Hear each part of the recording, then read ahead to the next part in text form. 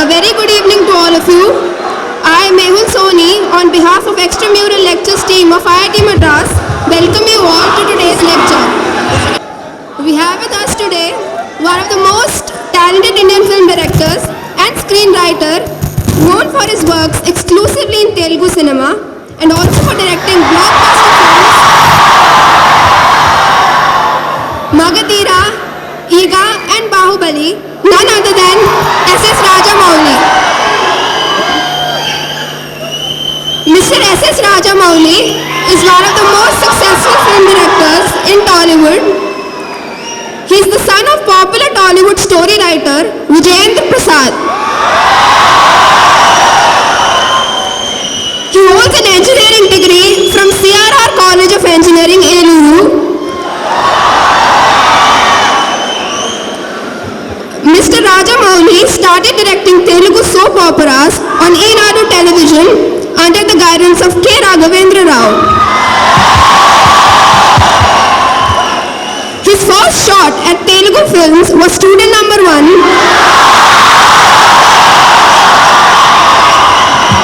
with Junior NTR, which was a big hit in 2001.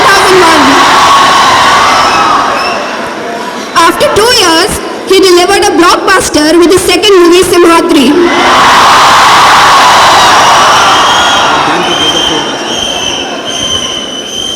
His notable films include the sports drama film Sai,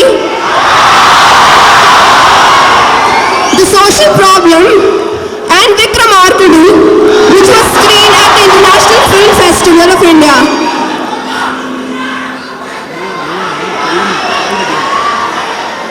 I now call upon the Honorable Dean, Professor M.S. Shivakumar, to welcome the chief guest with a fruit basket.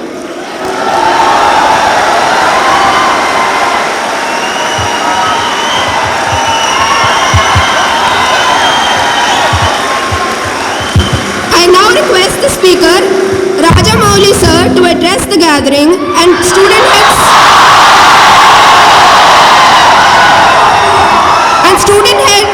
to carry forward the question answer session. Many a time I am asked, why do I make films? I make films for this.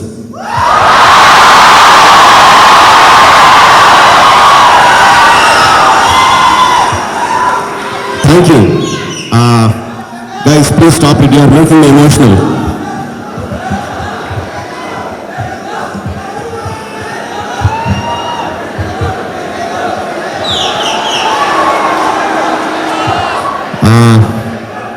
I don't know whether I'm in a IIT campus or in a film theater in...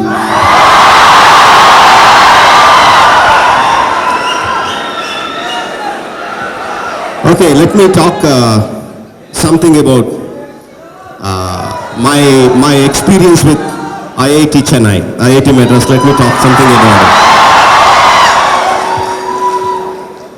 I'll go a little bit back. In my childhood, I was a good student sometimes and a bad student sometimes. I was doing very well with my academics whenever my teachers were good to me, whenever they patted me on my back, whenever they ruffled my hair and talked nicely to me. I did very well with my academics, and whenever I had a very strict teacher, I did very bad in my academics. So I was doing well sometimes, I was not doing so well sometimes.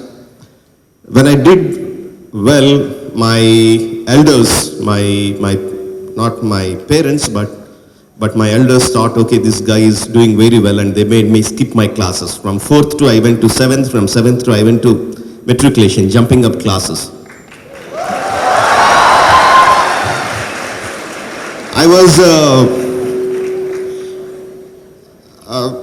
I passed off matriculation with distinction. I had very good marks, but sadly, because of jumping of these classes, my foundation was not strong. And when I went to intermediate, now I guess it is called +1. When I went to intermediate, suddenly I started seeing this big books of physics, chemistry, mathematics, and fear crept into my heart, and at that time there were no lecturers to ruffle my hair and pat my back. So I started losing interest in academics, and I failed in my favorite subjects of maths and physics. Then I didn't know what I had to do. So from at that, I studied my first intermediate in Eluru, CRR College, and so then I came here, and financially was also we were not doing so well. So I thought I'll take off 1 year. I'll think about my studies later. And I didn't know what to do, because in my heart I knew I was doing very badly in academics, and there is no hope for me to do to go beyond that. But somehow one of my family friend pushed me into second intermediate after a gap of 2 years. I did okay, but I knew I am lagging behind. So I came back to Chennai again to do something with films, because most of my family was in films. I didn't know what to do at that time. I was just roaming around, lazing around without much of an idea what I'm supposed to do with my life. That was the first time. My cousin M.M. Srilaka is a music director. She was a child prodigy at that time, and there was a music show in Mardi Gras in IIT Chennai at that time, and she performed there. She was a child, and I came here accompanying. That was the first time I came to IIT Madras, and I was absolutely blown away by this campus. I haven't seen anything like this in my life before.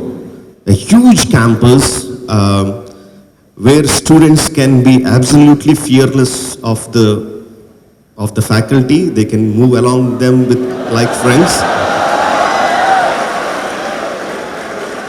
And girls and boys can go on road like friends, just like friends, without any fear. That the whole atmosphere was very electrifying, and for me it was like some kind of heaven that I was looking in front of me, and at the same time it was hell, because I knew I couldn't get in here. So I just kept daydreaming about what I would do in if I get to study in IIT, what I would. I was just daydreaming, because in my daydreams I didn't know what people do here. Later on, after so many years, my nephew was studying in IIT here, and I came to meet him with the same campus. The feeling was still the same, I felt this was a great place of knowledge where you can. Of course, now I am not looking at boys and girls or any of that thing, but I was looking at this is how a place of studying should be. You can study if you want to, you can pursue your arts and crafts if you want to, if you can quench your thirst of knowledge if you want to. You can be so many things if you come to a place like this. So my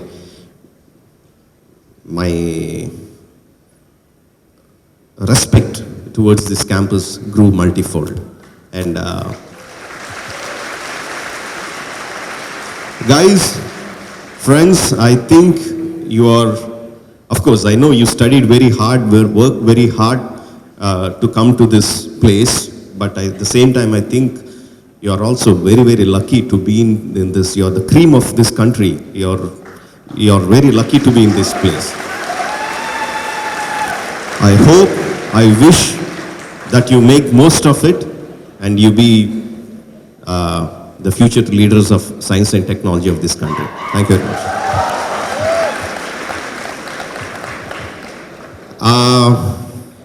When Srinath first contacted me and he asked me to give a lecture in IIT, I was thinking what I would talk to you guys. I think you are much more far ahead of me in terms of knowledge of science and technology. I didn't know what to talk, and I asked him what I should talk, and he said I have to give a lecture for 1 hour. I said, boss, I'm a very bad orator, but what I can do is do some sessions of question and answer. So I'm ready to take your questions, whatever they are. Feel free. You can ask whatever you want, except that one question. Except that one question. So we can go ahead with our session.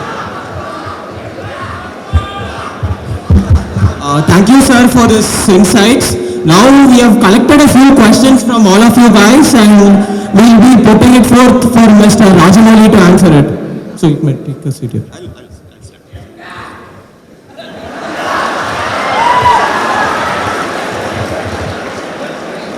So, first of all, I would like to start with your personal life. And few of us want to know, as a child, what was your relationship with films? Many of us here know that you had a good family background in films. So, as a child, was it limited only to film viewing, or did you get very involved in the technical aspects of films? No, I was. My films were into my family was into filmy background, into films. They were making films, but I came to Chennai much later. My experience with films is that I used to watch a lot of films. Luckily, my mother she always took me to films. She never said no to films. At that time, most of our mothers used to say no to films, but luckily my mother, she made me watch all the English films that came to Rajahmundry, a town near my place. And in my place, Kovur, the small town, I saw films of, I was a big fan of Senior NTR in my childhood. So I watched all the folklore films. Aggi Barata, Saggi Pidugu, Saggi,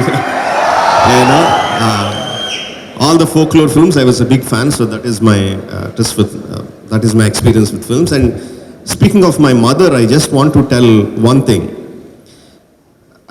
In my childhood, she never even once asked me to sit and do my homework. She never once even asked me to, read my class books. If I was sitting idle, she would only say two things. Why are you sitting idle? Why can't you read storybooks? Why are you sitting idle? Why don't you go out and play? These are the only two things she told me. She never asked me to do my homework or take out a maths notebook or do anything. I wish every one of us had a mother like yours. Yeah, Mamtal Tali, correct. My question to you is, what was the motivation behind you pursuing engineering when you felt that your future always rested with? What was your motivation behind going to Eluru College for engineering when you felt that ultimately film was something that you are passionate about? Boss, do I look like an engineering student? No. No. I discontinued my studies with intermediate. CRR college, only I did my junior intermediate and I finished my senior intermediate in Kovur, but I stopped my studies there. I didn't do graduation. I am not a graduate. I am a college dropout.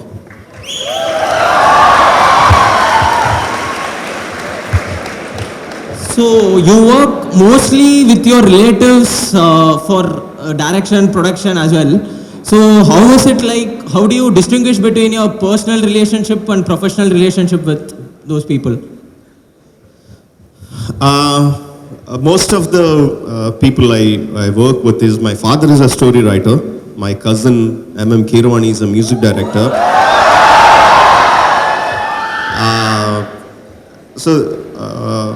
And they became the best of their class even before I became an assistant director. So they are very professional in their in their dealings with in their dealing with me. So whenever I work with them, of course, for most of the films I work with them. When it comes to work, I am the director and he's a story writer and he's a music director. There is, except for calling him Nanagar or calling him Peddana, there is nothing between us like a son and a father and a brother and brother. It is absolutely professional.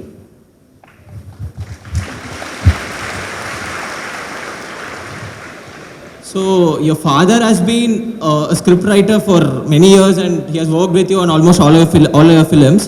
And how is it like working with him, and like what kind of relationship you have? Who gets to be the boss? I mean, when you are discussing. I am the boss. I am the boss. How can there be any doubt in that? Okay, now we have handpicked a few questions from the audience. So there is this Jayantlal who wants to ask you, as a child, what was your biggest dream and who was your role model?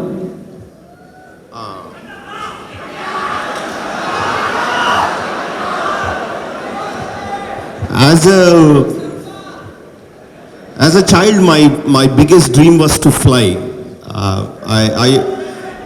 Literally, the dreams in my sleep or the daydreaming I used to do the most of the time when I was awake, I always dreamt of flying in the air. Flying in the air gave me so much of, I don't know, freedom, I think. I always wanted to fly.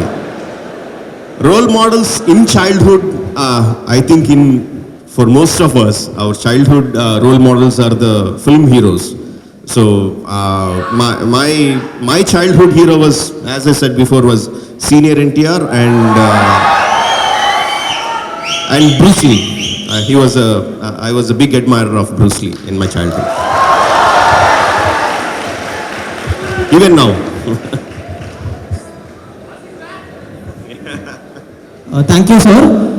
The next question is about your struggle to reach the pinnacle of success. People here see you as a director who has given all hit films to his credit. But we would like to get an insight into what goes inside the direction of a film. What are the challenges you face on a daily basis, and how did you climb your way to the top of the peak?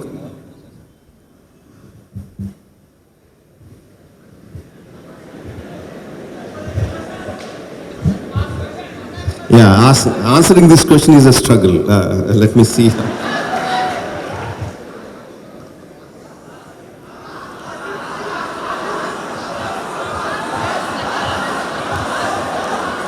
Okay, I would, frankly speaking, I never saw my journey into films as a struggle, because I enjoyed each and every bit of it.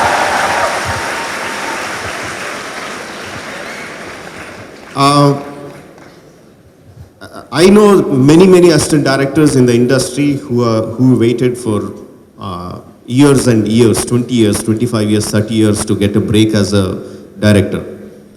I was an assistant. I was in the direction department for about 9-10 years before I got my break as a director, but I never saw that period as a struggling period.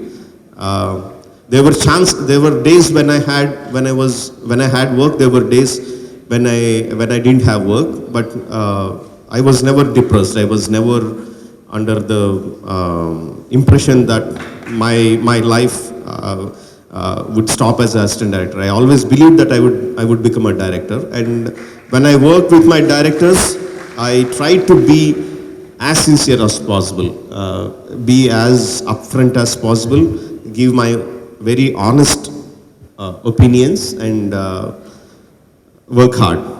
That is the only reasons I think that I got my break as a director.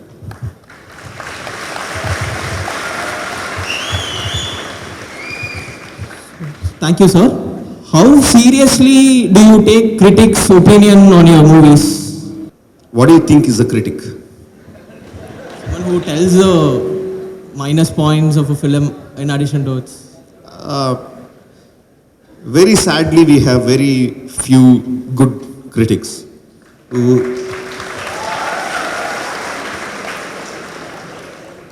A good critic is one who understands the grammar of the filmmaking, and who can dissect the film and show you what is wrong and what is right scientifically.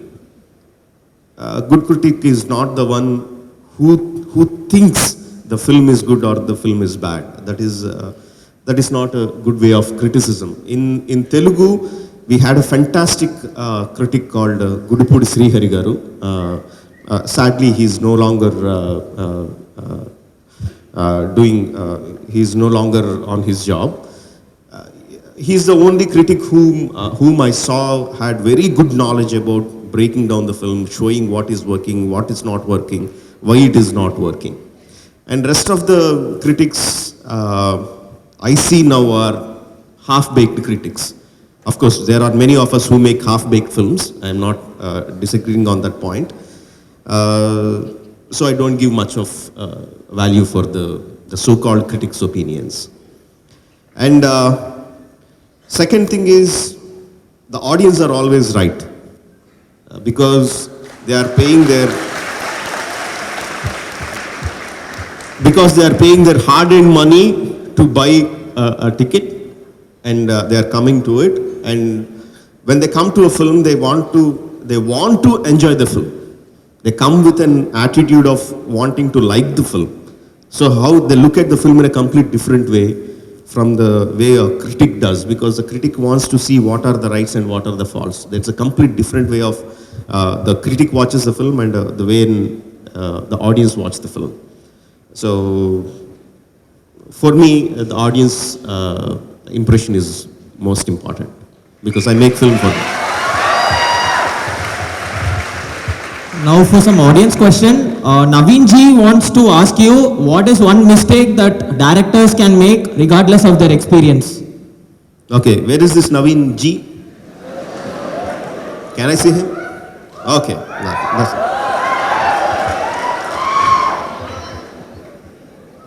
that's a good question. Where directors can go wrong is get carried away. We can easily get carried away by the praise that we get. Let me come to this question in a complete different way. Film industry is a very, very young one compared to all other industries. It's hardly 100 years old. No, the art of film is hardly 100 years old. And there is no proper grammar written on how a film should be made. Of course, there are some thumb rules, but you can break every rule and still make a good film. So filmmaking is a very, what do you say, it's not rock solid. So we go with a feeling and make the film. So when we make films like that, a producer who puts in money we actually don't know which film works, which film doesn't. That you have to be very clear in your mind. Don't think we know that this film is going to work. We never know. We just go with the feeling that the film works. So the producer also doesn't know whether the film works or not. So how does a producer select a director or a technician or an actor? Mostly is based on their past success, or if he's going for a new technician or something, he goes with a technician who is very confident or appears to be confident. So look at this, the producer is spending crores and crores of money on a story which he doesn't know whether will work or not, and trusting a director based on his confidence. So it is a very dicey thing, making film business. So and the director, he himself doesn't know whether his film will work or not. So constantly he needs a boost of confidence for himself to take it. So we tend to come into a situation where the people surrounding us start praising us for the work that we have done. And the praises tends to go much more than we actually achieved. And we like to believe that. We like to believe that, and it's like a drug dose. Every day I want more praise for me to keep my confidence up. Not to satisfy my ego, just to keep my confidence up. So that keeps increasing. So everyone around me will be praising me for what I have done, and I like to believe that. And when it goes overboard is where most of the times that we tend to go wrong. Try to be as close to reality as possible, and be on the ground as possible. Then you'll make lesser mistakes. That's what I have learned in my experience. Thank you, sir. Bhavana K wants to know what is the process that goes through your mind while converting a script into the screen. So she wants to know the background process that goes through in your mind while doing that. Who's that? Bhavana. Bhavana K. Bhavana. Okay, can I see Bhavana? Okay. So what? Why or how? What is the question? What is the process, to be precise? Okay. Okay, let's say, Bhavana, I say a waterfall. What comes to your mind? Sorry.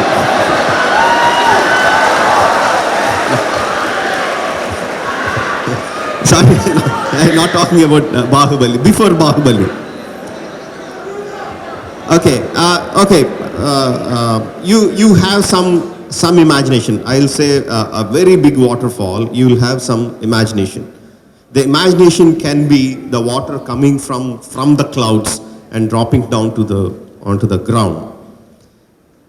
It is just a matter of a microsecond that the thought comes to your mind, right? And your mind, you can envision that.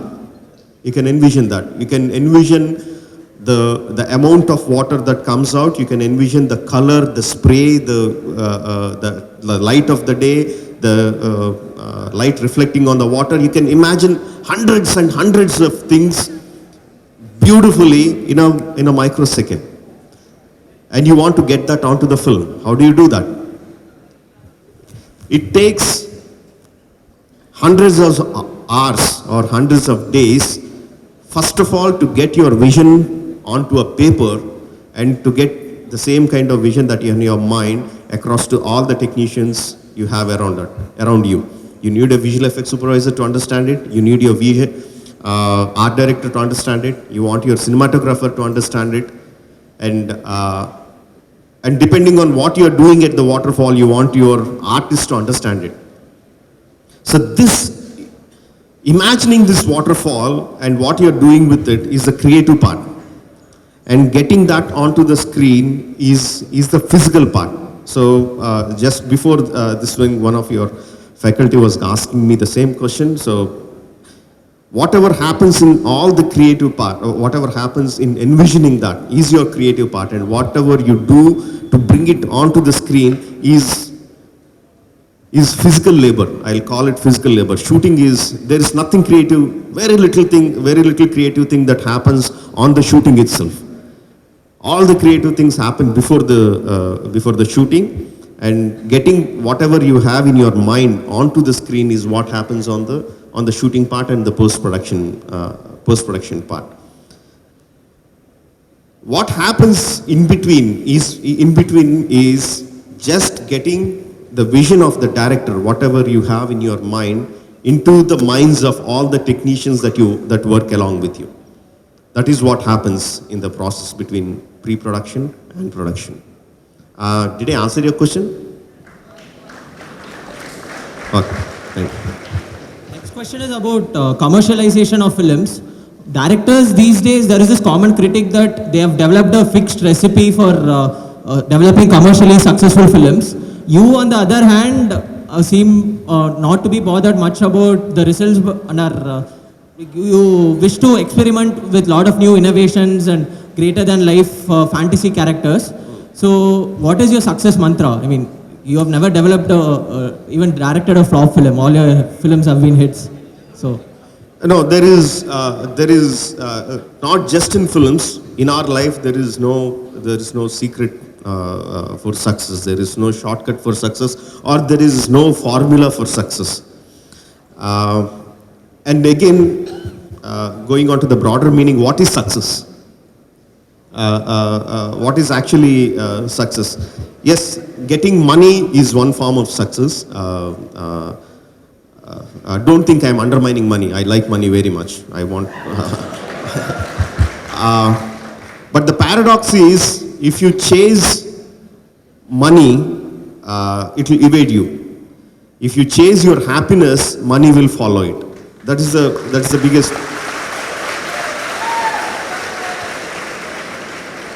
And it is not that, see, learning something new is exciting for a human being, right?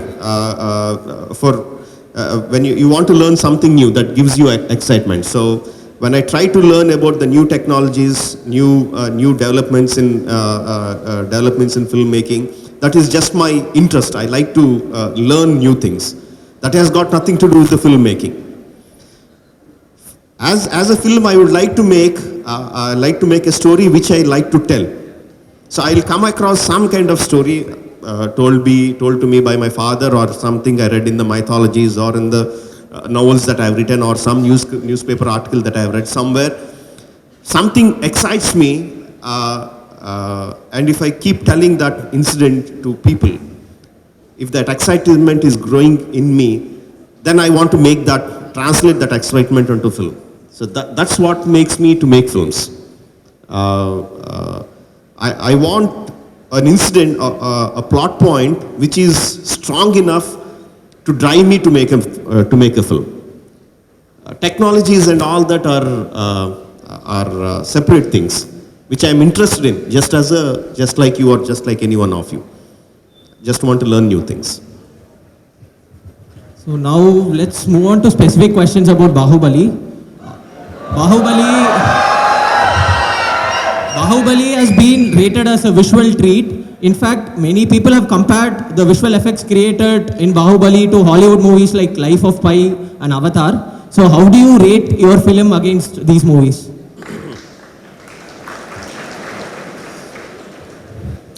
Yeah, that's what I was telling you before. The people around us try to, or they praise us. Keep your feet planted on the ground. Okay, enjoy the class, but don't get influenced by them. It is a general way of expression. When we like to praise something, we say, yeah, the film is very good. The visual effects are so nice. I think they are like the Hollywood level of Avatar or something. It is just a person who is saying that is just saying to express his happiness, but don't take it in the literal meaning. If Avatar is somewhere there, Bahubali is somewhere here. Don't even compare. But I am very, very proud of Bahubali because Avatar, the amount of money they spent on the visual effects Avatar must be some $100 million, and what we spent on Bahubali is hardly 22 crores. So what we achieved with this 22 crores, I personally feel is much more compared to what they achieved with that $100 million for Avatar. So I'm very proud of it. Which brings me to my follow-up question. How were you able to create all those visual effects with such a shoestring budget? Experience is one thing. My first big visual effects sequence in my films is the most forgettable one. The shark sequence in Chhatrapati is the first one, which was very, very bad. So from then onwards, I put my mind into it, and I started thinking why it went wrong, and I wrote down pages and pages of notes on that sequence, why it went wrong, and why shouldn't I repeat those mistakes. And in the subsequent films, I started adding more and more visual effects sequence, and starting getting successes with Yamadanga, Magadira, Nani, Ega. So I started developing. So all these failures and successes, small successes, gave me enough experience to do things right in Bahubali. Thank you, sir. The first half of Bahubali was shot under very challenging conditions. So, can you talk a bit about your experience directing that, recreating those challenging conditions? Conditions, not the weather conditions, because I shot in much more harsher conditions for films like Magadira and Maryada Ramanna, much more. For Maryada Ramanna, the climax was shot at 50 degrees centigrade temperature. So without even a hint of green anywhere in sight. In rocks which were radiating the heat, we shot the climax. So weather conditions, we were used to much more harsher conditions. But in Bahubali, the biggest challenge was to manage the human resources that we had. I was talking many times about the war sequence. At one point of time, we were dealing with 2,000 extras, 2,000 junior artists. Most of them were bodybuilders. And to get these bodybuilders, 2,000 bodybuilders, from the city to Ramoji Film City, which is 70 kilometers away, make them stand in the line and put on their costumes, give them their weapons, put on their wigs, paint their faces, and get them to the breakfast place, make them eat their breakfast, and make them come and stand in the line for the shoot. I'm not even talking about the shoot. Just this exercise itself is huge. Anyone in the unit had experience of dealing with this kind of human resource management before. So that itself was huge. Now imagine shooting with this kind of people for 120 days. 120 days, fighting.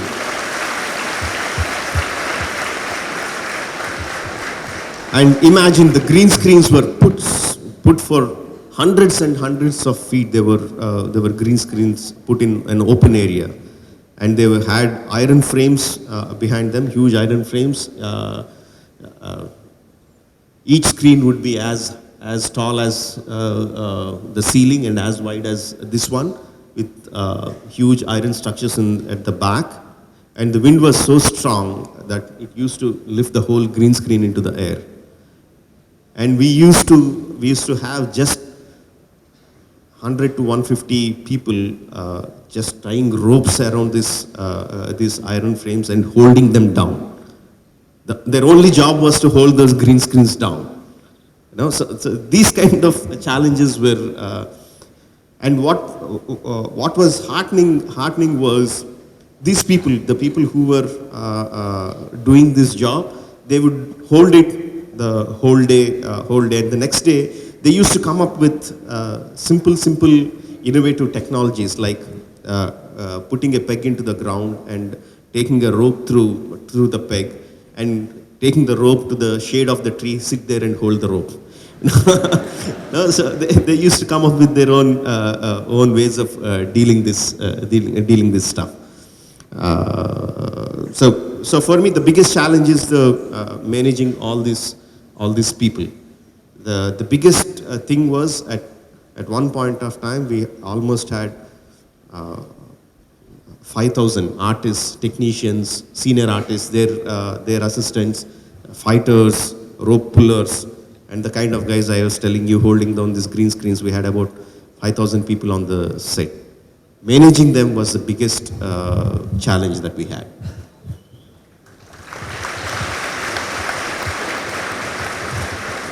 Thank you, sir. Now, a specific question regarding the character portrayal of Prabhas in the film. In the first half, Prabhas is shown as a carefree man who is free of any responsibilities. But in the second half, he finds himself suddenly with tremendous responsibility on his shoulders. He has to save the kingdom. So, was it a conscious portrayal to show him as a person whose responsibilities evolve with time, or it just panned out that way? Actually, there are two different characters. One is Shivudu and one is Bahubali. Yes, it was a conscious effort to give a complete difference in the portrayal of the characters. For me, Bahubali is the ultimate man of dharma. He never makes any mistakes. He is always right, and in a way, he is like Lord Rama. That is what I wanted with Bahubali. And for Shivudu, he has the physical strength, but he wasn't brought up with a proper training. He was not brought up by Shivagami and he was not brought up like Shivudu, but he has his blood in him. So the entire journey of Bahubali, from the first part to the end of the second part, would be how Shivudu becomes Bahubali, how he becomes his father, how he becomes the epitome of dharma. That would be the story.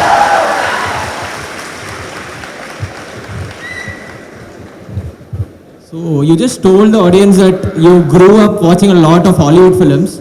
So my next question to you will be that has any of the Hollywood films inspired any incidents in your movies? Can you recall anything that comes to the top of your mind? He's being very respectful.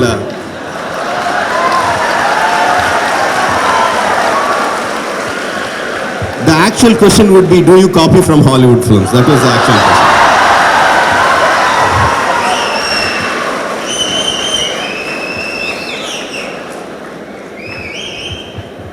Yes, I do. That's obvious. Most of you know that. Most of you know that.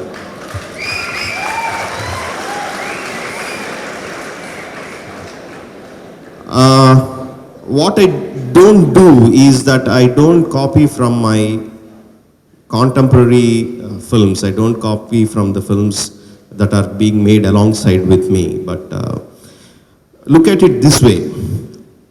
When I was an assistant director, in my field, my colleagues, my fellow assistant directors didn't even speak English. They didn't even know. So an assistant director who watches English films is look like, oh, this guy has a big knowledge of English films. This guy can speak English, and this guy watches English films. That itself was looked highly upon. And if I, in the story sitting narrations, if I narrate a scene from a Hollywood movie, then I was looked upon like, yes, this guy has a lot of creativity. So I was brought in such conditions. I was brought up in such conditions, and so morally it was not wrong for us to take from English films, because I was brought up in such conditions. And second thing is, you have watched Braveheart, the film? Yeah, Mel Gibson is my favorite director. I worshipped him. I watched the film so many times. And each and every shot of the film I know by heart.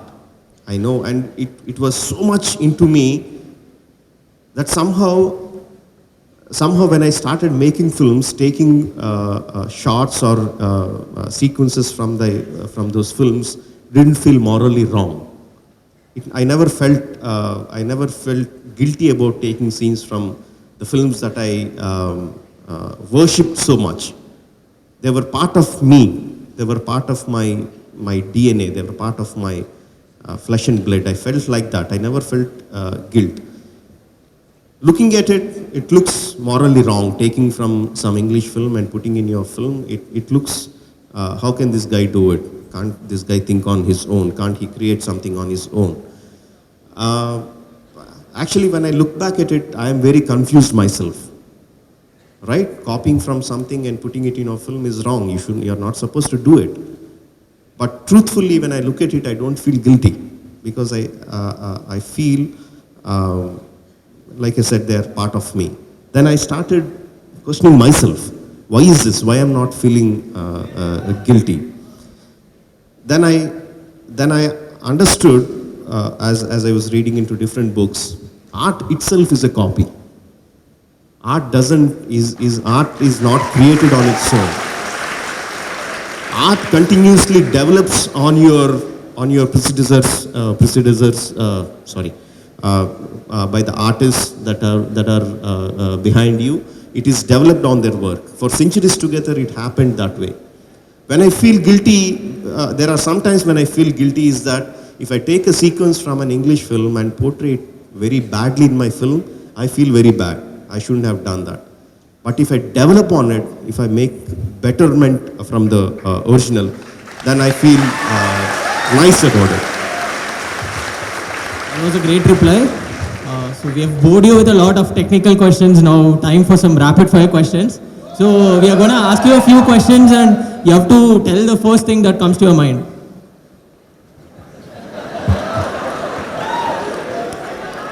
So I'll start. The first thing that comes to my mind is the door is that way.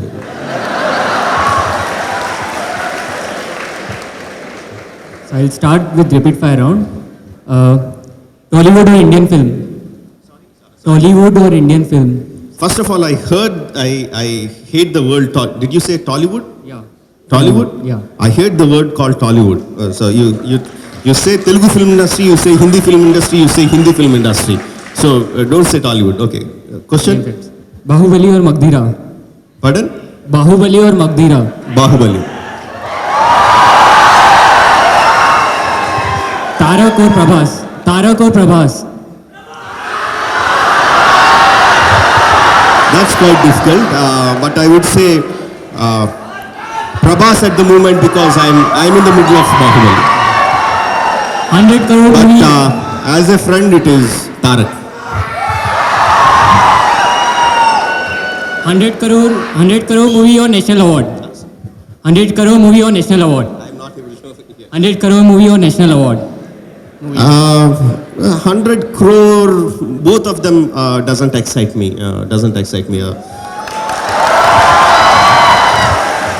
Trivikram or Sukumar? Sukumar. So I'll ask you about your choices about movies, heroes, heroines. That's small questions. So I'll start with, which is your favorite movie and why you like it? Bahubali, you're talking about my films? Yeah. Yeah, Maryad Raman is my favorite. I say in general also. From Maya Bazaar, like I was saying, and Braveheart. your favorite hero and why you like him? Bruce Lee, like I was saying before, Bruce Lee because he had such intensity in him that I have never seen before. Telugu it is Tarak. I like Tarak more. Your favorite heroine and why? My favorite heroine is Anushka because I haven't seen that kind of commitment from any actor or actress. She's the ultimate in commitment and dedication. She's the best. Sir, what are your hobbies? Apart from your profession, what are your hobbies? What you like to do? I like reading, I like traveling, I like playing games. I mean, not this kind of games. I'm literally talking about volleyball or cricket. That's what I like. Sir, you follow mythology. So who is your favorite character in Ramayana and Mahabharata? Karna is my favorite.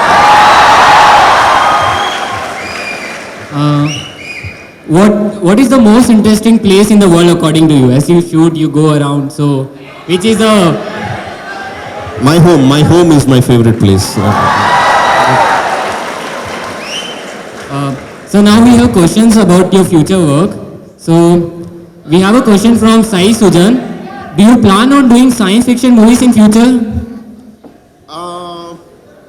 Science fiction at present in my list of films, list of stories that I want to make, science fiction is not there. I want to work more on mythology movies. I want to work more on historical movies like Sri Krishna Devaraya, Rana Pratap, Shivaji.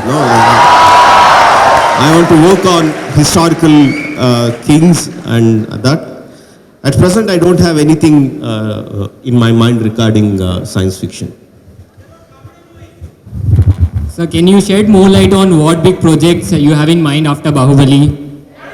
Some insights. Yeah, Garuda is there in my mind, but I will. Sorry, at present I cannot reveal any more details about it, but Garuda is there on my mind. Do you plan to do any movie with superstar Rajnikant in the future?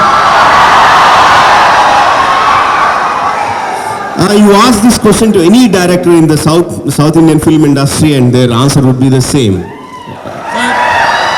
What kind of role you will give him, as in what kind of movie you want to make with him? I don't know what kind of role I would make with him, but if I make a film with him, at least for 10 days, no one should hear what is the dialogue in the theater. The people should be shouting from beginning till end.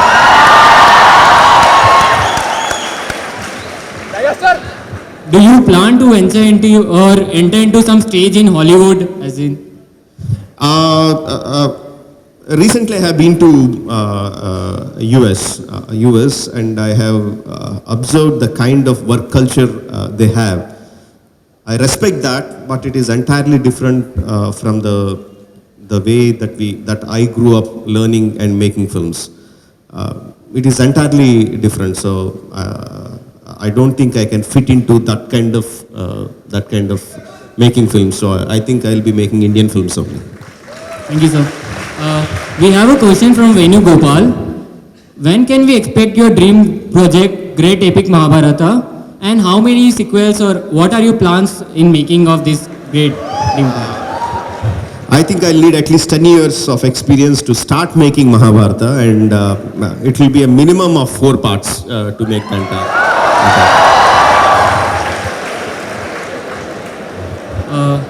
So you already told about Garuda, which is a big budget movie which is coming with Mohanlal. So Mohanlal, did I say I was making with Mohanlal? So there are rumors about it. So is it true? There will be. Mohanlal is one of the fantastic actors of India.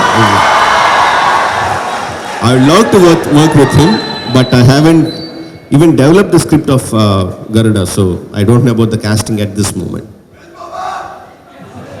So we'll have concluding questions now. So in spite of all the successes you have achieved, you are incredibly humble. As in, I was with you before and I found you very humble. So I doubt that any other eminent film personality would have taken the efforts to come down all the way from Hyderabad to spend the evening with us. So what keeps you so grounded? What keeps you driving to interact with students, have that much energy always? I'll tell you a secret. I'm a very good actor. So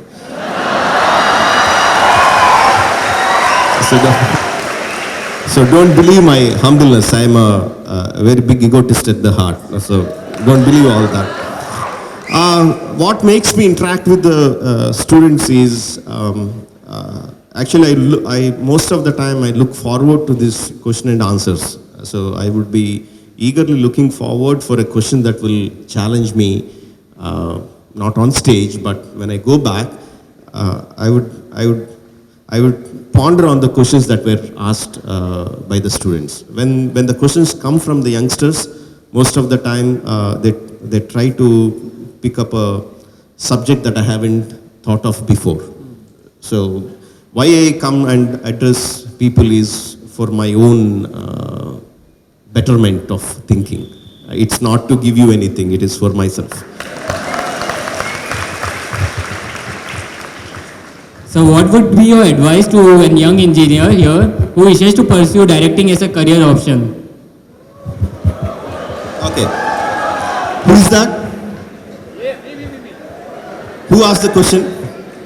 It's a general question by many. Okay, I'll pick up someone. Okay, come here.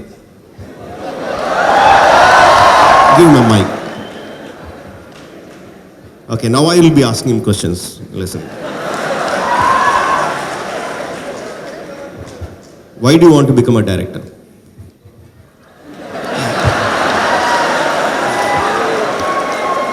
Seeing you, I want to be like you, sir. admire you. So I want to pursue a career like you. First one, you need to know how to express your properly. So first thing is you always have to hold your mic close. Okay, sir. Second thing, in the history of filmmakers that you know, do you know any director who wanted to be like another director and made it big? Sir, wouldn't you want to be like Raghavendra Rao? Sir, wouldn't you want to be like Raghavendra Rao or something like that? No. Never. No, I never wanted to be Raghavendra Garu. Okay. Sir. No, I admire him. Yeah. I admire a lot of directors, but I didn't want to be Raghavendra. So, if you want to become a director, what's your name? Gabriel, sir. Gabriel. So you become Gabriel the director. Don't be another Rajamouli. Why do you want to be another Rajamouli? Okay, sir. Don't be second to anything.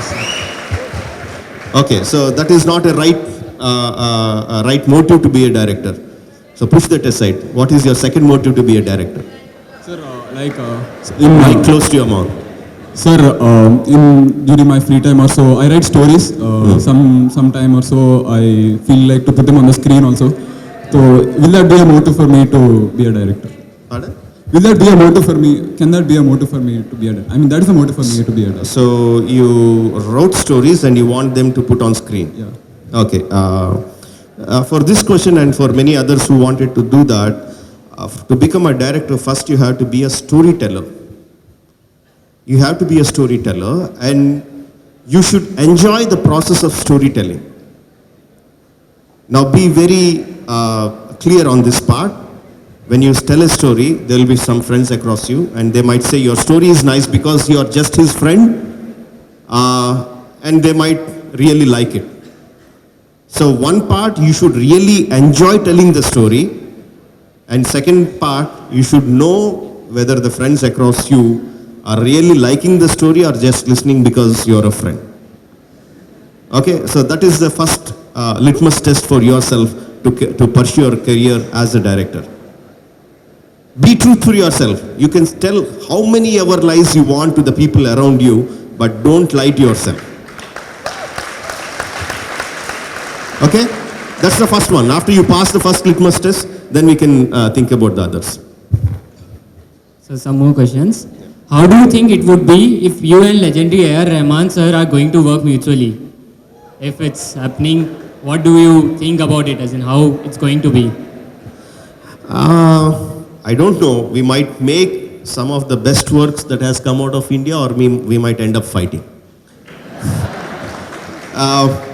Because creators somehow tend to work on a certain style or certain timing. For whatever I have heard, Rahman sir starts working after it gets dark. And I start sleeping the moment it gets dark. My brain starts sleeping the moment it gets dark. I get up at 4:30 in the morning, and my best time of working is from 4:30 to 7, 8 o'clock. That is my most creative time. And that is the time he sleeps actually. So, so I don't know how it will be working with him. Okay. Thank you, sir. Last question of the day. If you had to make a movie on the epic Mahabharata, who will you cast as Lord Krishna and Karna?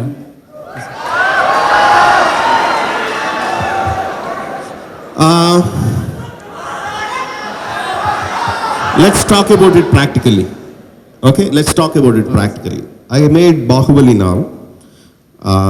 I'm making it in 2 parts, and Prabhas had to give his dates for almost 3 years, right, for this film. He shared my dream, and we had so much in common. We are so close friends that he knew that he had to give this many dates, and he kept himself free. And it was possible. Now I am talking about Mahabharata, 4 parts, which is a minimum of 6 years, which has characters like Krishna, Duryodhana, Bhima, Arjuna, Bhishma, n number of characters, 25, 30 characters. Now can you imagine any star who would give 6 years of his time to to make this Mahabharata. Let's talk practically. So with you it's possible, every actor can give you the dates. With Pardon? you it's possible, every actor can give you the dates for a great dream project. Sorry, coming in. With you it's possible, as in every actor can No, give you it's the dates. it's not about me or it's not about anything. It's about the actual practicality. It is about dedicating 6 years of their career to a film. So practically, see, emotionally you might get connected. You might be a very close friend with the director or the production team and everything. You might be excited about it. But practically, giving 6 years of your career to a film for an established star would be very, very difficult. It will be almost impossible. So practically, if we make Mahabharata, I think you have to create stars for that film. You cannot do with the existing stars. Case in example, most of you must have seen Game of Thrones, right?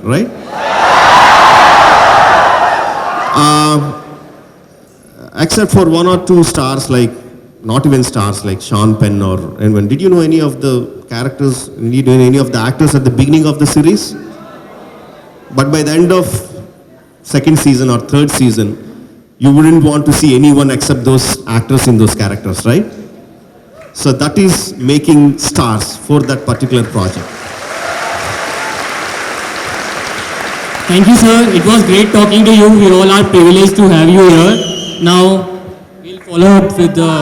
Yeah, and thank you very much, friends. It was an honor and privilege for me to be here in front of you. And I'm very excited answering your questions, and I would look forward for another session like this.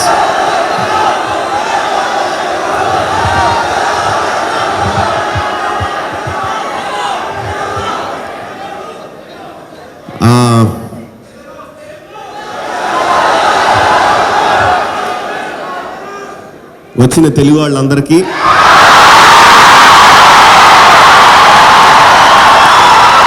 ఎంత ఆనందాన్ని నాకు కలిగించినందుకు నేను చెప్పిన మాటలో మీకు ఏదన్నా కొంచెం మంచి జరిగితే నేను చాలా చాలా ఆనందిస్తాను. Thank you very much.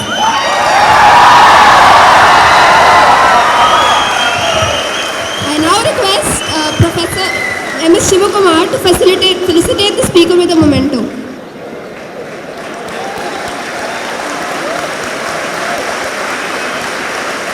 We would also like to present a portrait of SS Rajamouli made by the students of IIT Madras.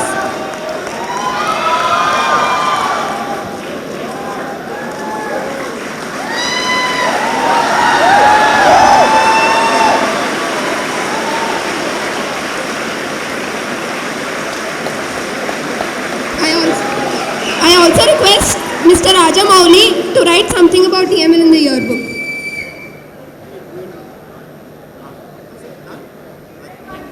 Thank you, sir. Thank you both. Thank you, friends. Thank you very much. I really enjoyed my time here. Thank you very much. Thank you very much.